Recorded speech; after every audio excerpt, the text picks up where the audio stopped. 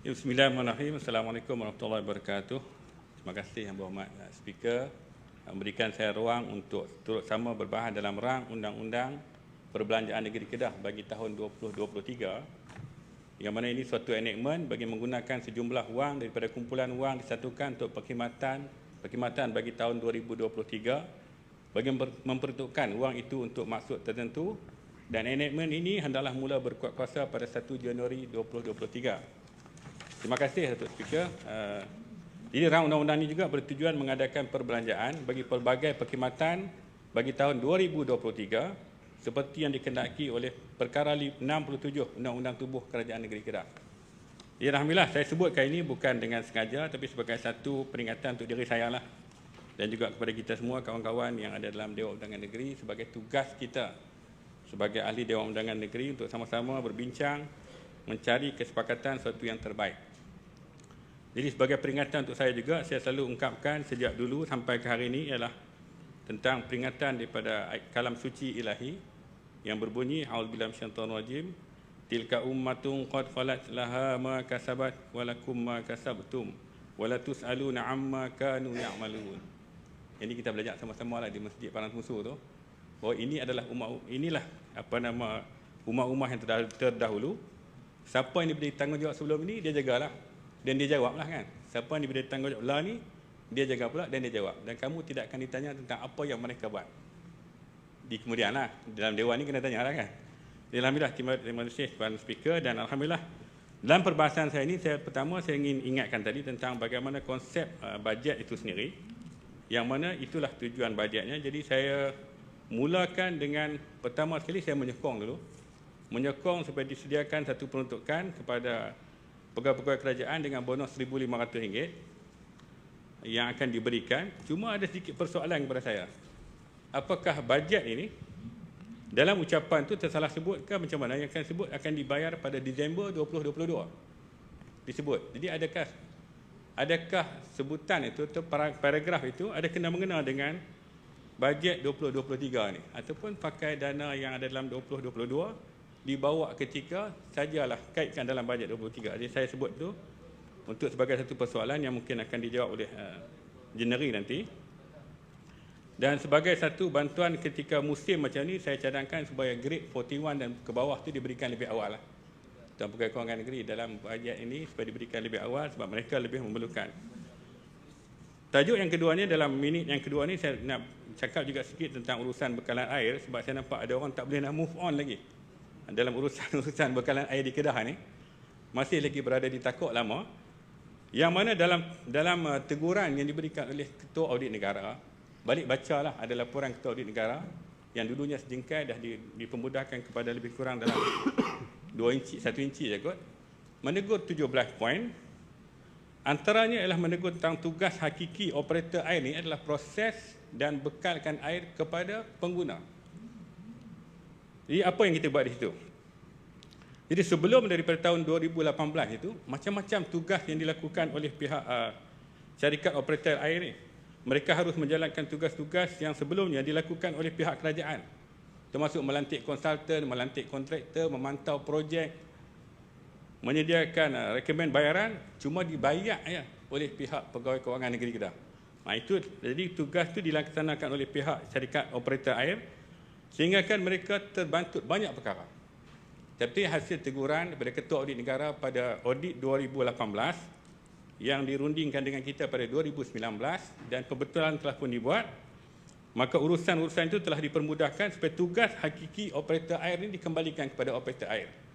Tugas hakiki pihak kerajaan dilaksanakan oleh pihak kerajaan. Sebab itu desain projek-projek tadi yang baru separuh siap, baru separuh masak itu telah diperlengkapkan, dipersediakan dan dijadikan plan-plan yang lengkap, dokumen-dokumen yang lengkap. Akhirnya diberikan tugas itu kepada agensi pelaksana rasmi pihak kerajaan. Maka pada 9 Januari 2020 telah pun dibuka tender terbuka oleh agensi pelaksana ini untuk ditender kepada syarikat-syarikat yang layak untuk mengambil tender 4 projek loji utama di Kedah ini. Dan dalam masa sama juga pihak kerajaan bersetuju untuk memberikan direct rundingan terus kepada anak syarikat kita BDB dengan 3 sebab.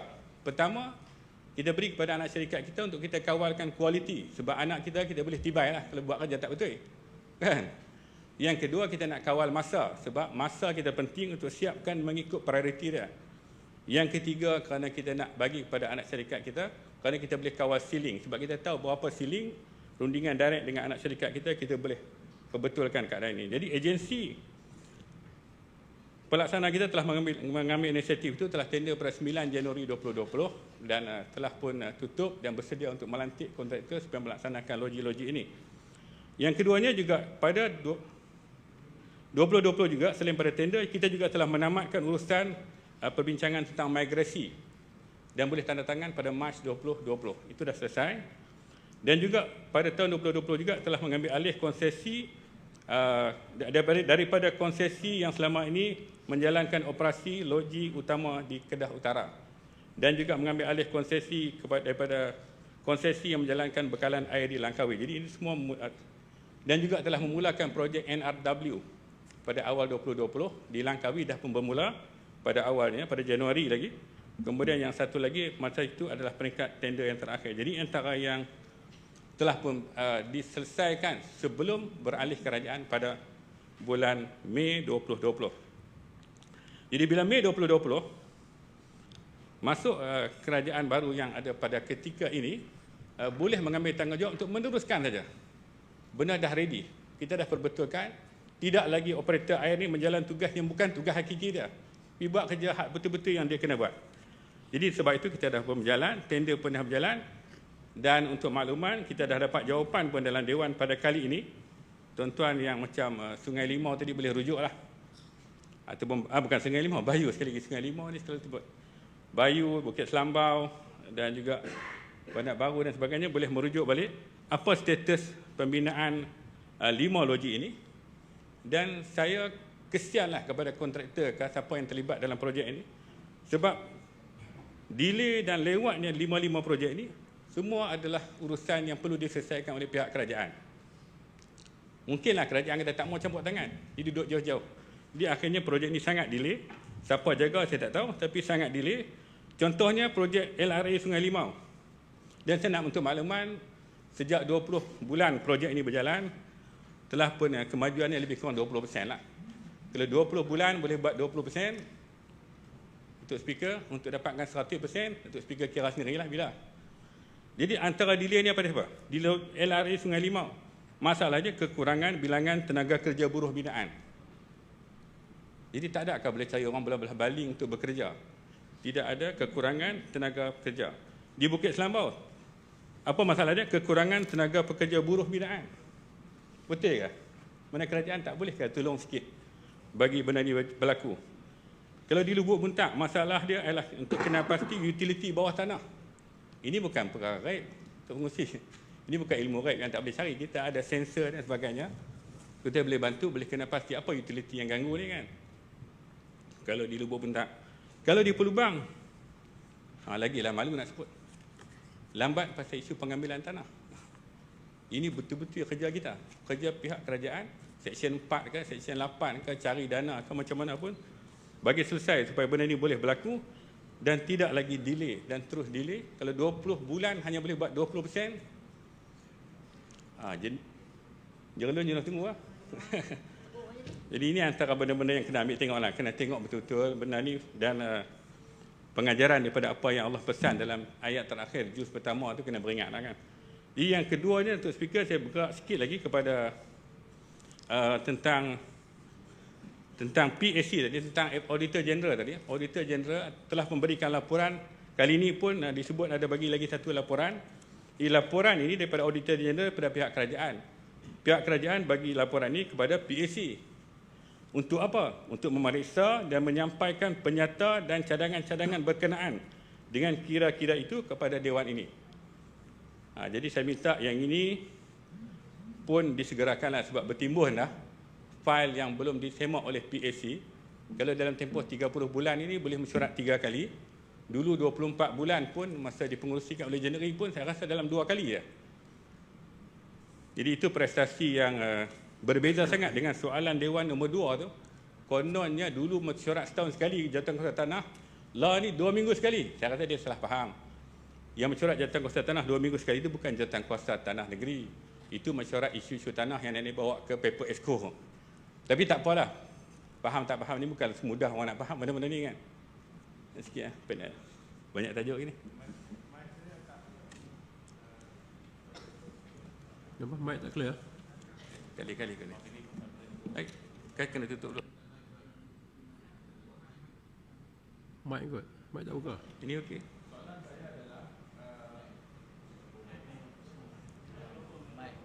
Mikrofon. Semua mic down. Urus dia tuan tengok saya. Ni ada? Betul. Oh, dia berkontrol ke?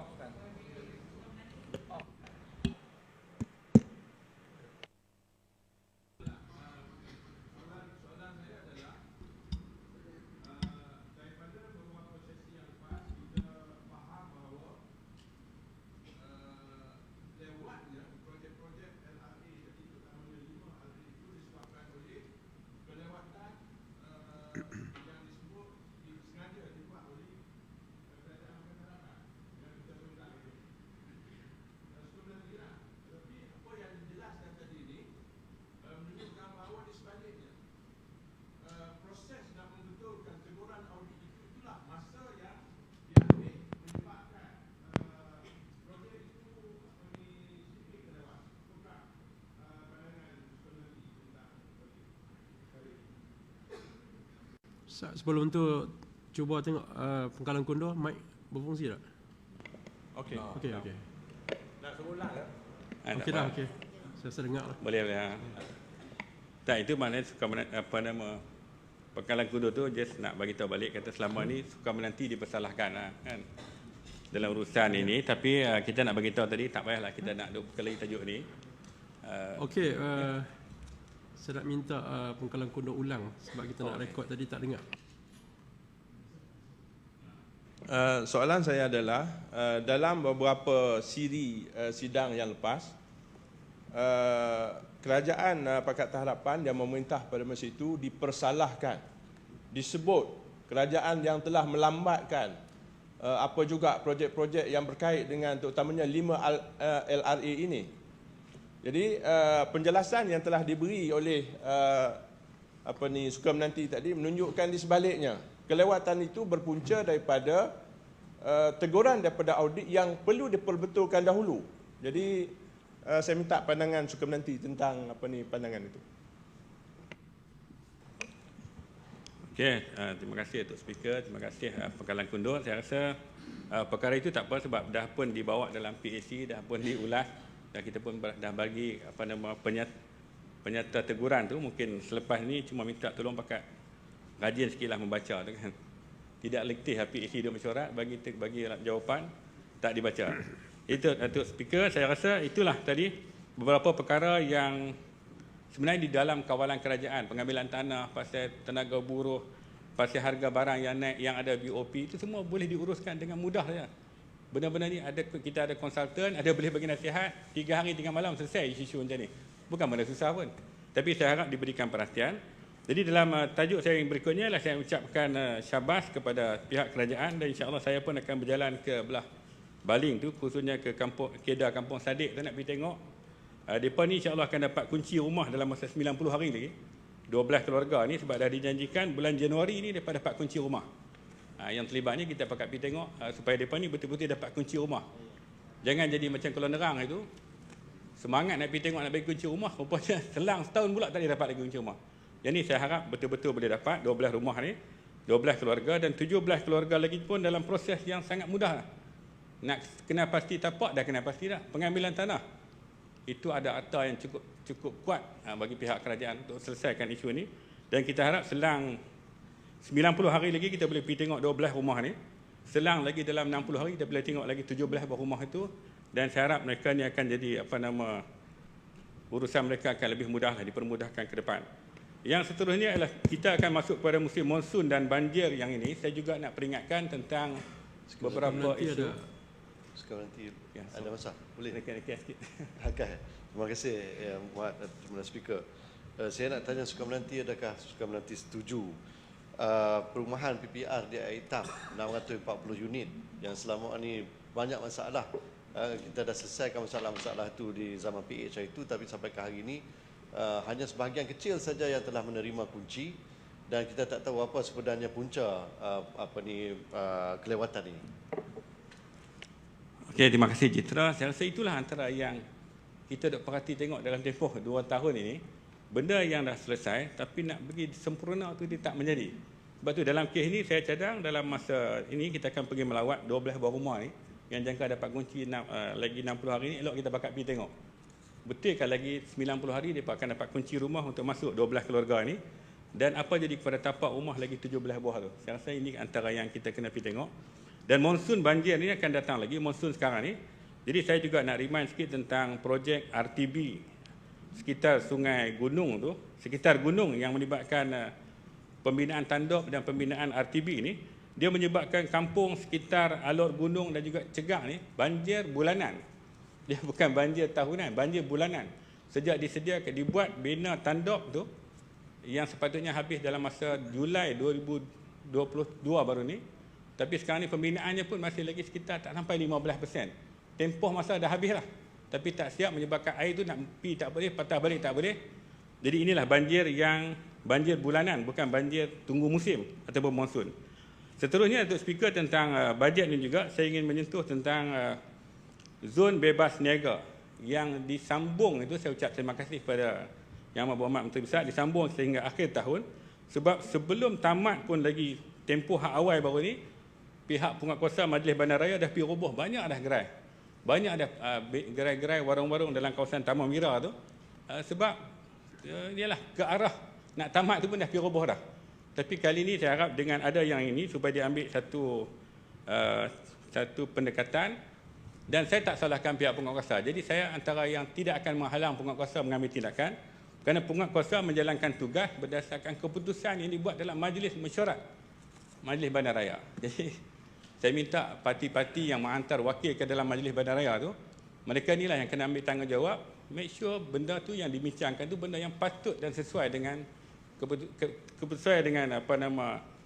suasana masyarakat. Sebab pegawai hanya menjalankan tugas. Pegawai lagi seronok kalau suruh duduk saja tak buat kerja. Nama penguatkuasa tapi tak buat kerja, lagi dia syok.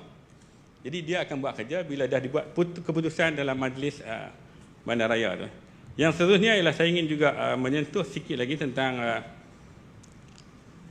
bantuan am Jabatan Kebajikan Masyarakat yang disebut itu. Kalau sebelum ini antara 200 hingga 300, limit 350 itu dinaikkan kepada 600 dalam tahun 2023, melibatkan 6,697 orang penerima bantuan ini.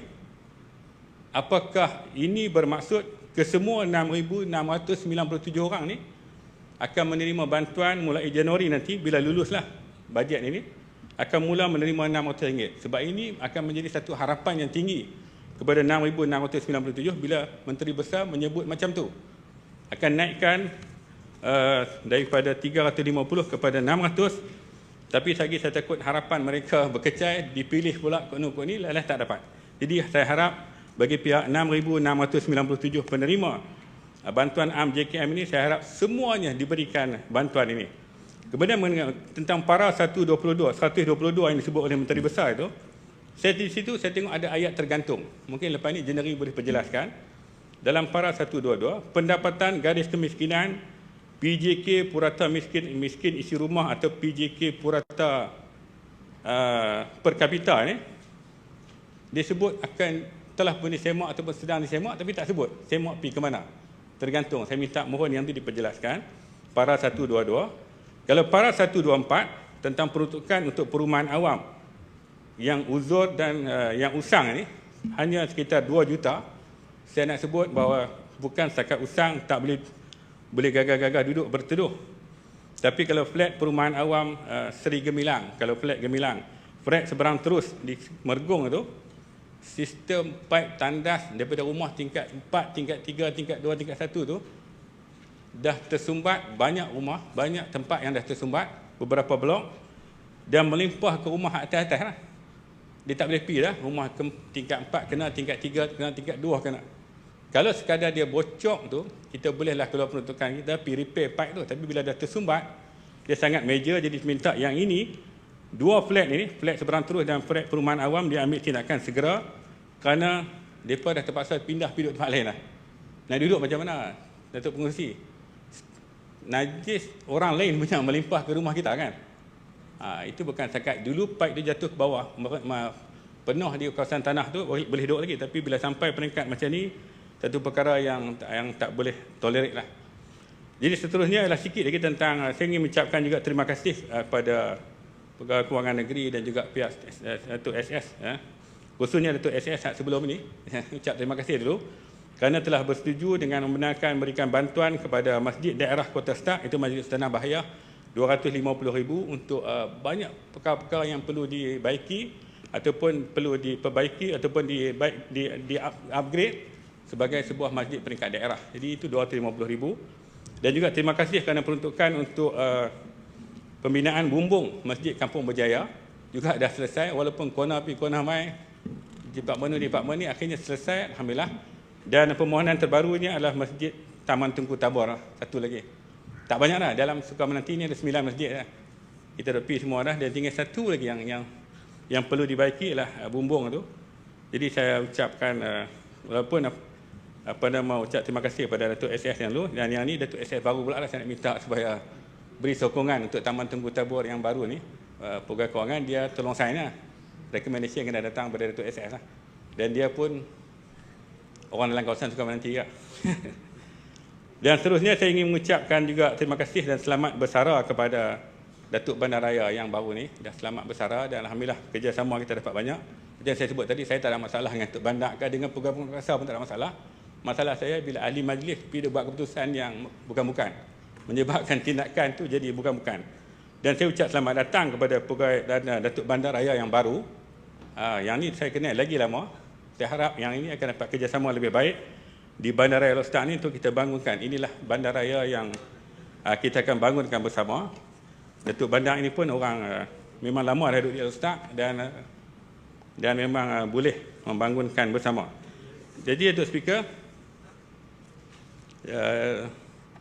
kalau di bahagian akhirnya ialah kalau pihak lain selalu berakhir dengan pantun, saya berakhir dengan satu harapan daripada rakyat. Saya nak sampaikan harapan dan doa daripada rakyat ialah semoga negeri Kedah ini akan terhindar daripada bencana dan musibah yang tak henti-henti. Kita doakan dengan harapan yang setinggi-tingginya supaya negeri Kedah ini terhindar daripada musibah dan bencana yang tak henti-henti. Kalau dua lokasi kejadian kepala ayak tu, itu dua lokasi tapi kejadian yang berulang-ulang. Bayu ulang tadi saya tak ingat berapa kali dia sebut tu. Berulang-ulang berlaku dan sebenarnya di Iran pun berulang. Benda tu berulang. Jadi kita doakan supaya Kedah ni terhindar daripada musibah bencana. Jadi dua lokasi ini cukuplah dengan dua lokasi supaya Allah pelihara kita tidak lagi berlaku di lokasi-lokasi yang lain. Dan juga kita doakan juga supaya Kedah ni juga berkat dan tidak lagi terus diserang oleh penyakit-penyakit yang pelbagai. Kalau sebelum ni sawah kita diserang pelbagai penyakit yang tak jumpa juga jawapannya. Dan sekarang ni diserang pada penyakit kepada pokok-pokok getah pula yang susah nak diselesaikan, melainkan kita berharap dan berdoa supaya negeri kita ini menjadi negeri yang berkat, tidak lagi diserang oleh penyakit. Yang banyak penyakit kepada pokok ini sangat menjejaskan periuk nasi, penoreh getah dan juga pemilik kebun getah, pemilik kebun kecil ni. Ini sangat menyusahkan apa yang berlaku, dan kita harap juga keberkatan ini dapat dilihat dari segi nombor pun sama. Sebab kalau kita tengok seolah-olah macam kurang keberkatan bila kita keluarkan lesen mengeluarkan balap. Suka menanti dah lajak banyak. Setengah minit aku nak tutup lah ni sikit. Ini pun harapan dan doa.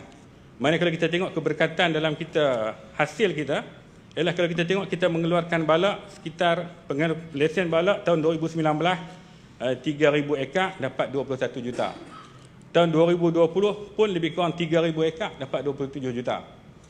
Tahun 2021 bila kita mengeluarkan lesen balak untuk 10,000 ekar, pendapatan kita hanya 25 juta. Jadi saya harap doa supaya keberkatan kembali kepada Kedah dan tidak lagi semakin lama semakin merosot dalam pendapatan kita ni, supaya kita dapat kembali hidup dengan aman di bumi Kedah ini dan tidak lagi terus ditimpa dengan musibah dan bencana. Jadi Datuk Speaker, sekali lagi saya mengucapkan banyak terima kasih atas peluang untuk turut berbahas satu rang undang-undang yang sebenarnya adalah undang-undang yang terikat dengan perkara undang-undang tubuh Kerajaan Negeri Kedah. Bukan satu bajet seniwara seperti yang berlaku di federal. Di Kedah kita ambil perhatian supaya kita bercakap dalam bentuk yang realiti. Sekian, terima kasih. Terima kasih Suka Menanti.